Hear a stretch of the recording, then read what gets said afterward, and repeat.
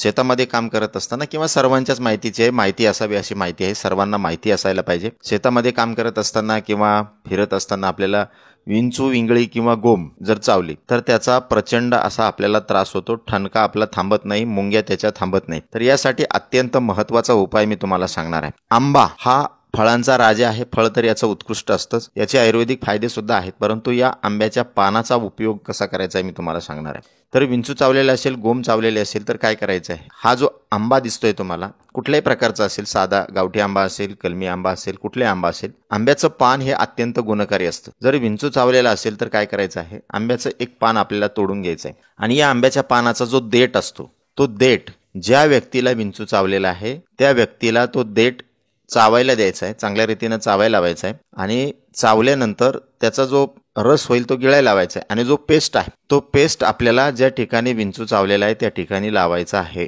म्हणजे आंब्याच्या पानाचा देठाचा रस गिळायचा आहे आणि जो चोथा राहील तो चोथा ज्या ठिकाणी विंचू चावलेला आहे, गोम चावलेली आहे किंवा इंगळी चावलेली आहे त्या ठिकाणी आपल्याला लावायचा आहे। अगदी 2 मिनिटांमध्ये तुमच्या विंचवाचा ठणका पूर्णपणे थांबून जाईल। अत्यंत उपयुक्त माहिती आहे। आता जर समजा तुम्हाला आंब्याचं पान उपलब्ध नाही झालं तर आपल्या घरामध्ये काडी पेटी असते, माचीस बॉक्स असतो, माचीस बॉक्सच्या काडीचा जो गूल असतो त्याच्यामध्ये रेड फॉस्फरस असतो बघा, हा काय करायचा आहे, ज्या ठिकाणी विंचू चावलेला आहे त्या ठिकाणी 1-2 काडीचा जो गूल आहे वरचा तो काढून घ्यायचा आहे, पाण्यामध्ये मिक्स करायचा आणि ज्या ठिकाणी विंचू चावलेला आहे त्या ठिकाणी लावायचा आहे। याने सुद्धा तुमचा विंचवाचा ठणका अगदी 1 मिनिटामध्ये पूर्णपणे बंद होतो। इंगळी असेल, गोम असेल त्यासाठी हे उपयुक्त आहे। त्याचबरोबर अजून एक उपाय मी तुम्हाला सांगतो, आपल्या सर्वांच्या घरामध्ये तुरटी नक्कीच असते, तर ज्या ठिकाणी विंचू चावलेला आहे, गोम चावलेली आहे किंवा इंगळी चावलेली आहे त्या ठिकाणी काय करायचंय, तुरटी थोडीशी गरम करून घ्यायची आणि त्या ठिकाणी लावायचे, तुमचा विंचवाचा जो ठणका आहे तो पूर्णपणे बंद होऊन जाईल।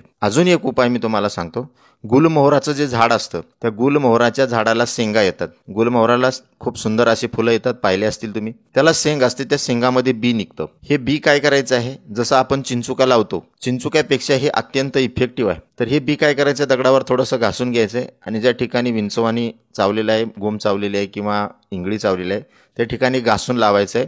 2 मिनिटांमध्ये ही जी बी आहे ती फुगून येते आणि सगळं विष ओढून घेते आणि विंचवाचा ठणका पूर्णपणे थांबून जातो। तर हे विंचवाच्या दंशावर, इंगळीच्या दंशावर, गोमीच्या दंशावर सगळ्यांना माहिती असावीत असे शेतकऱ्यांसाठी अत्यंत फायद्याचे उपाय 4-5 सांगितलेले आहेत। यापैकी तुम्हाला जो शक्य असेल तो उपाय तुम्ही तात्काळ करा। आंब्याचा उपाय तर फारच गुणकारी आहे, तो अवश्य करून बघा आणि अशाच नवनवीन उपयुक्त आयुर्वेदिक माहितीसाठी जीवन संजीवनी हेल्थ या ऑफिशियल चॅनलला लाईक आणि सबस्क्राईब करा। नोटिफिकेशनसाठी बेल आयकॉनवर क्लिक करा। धन्यवाद।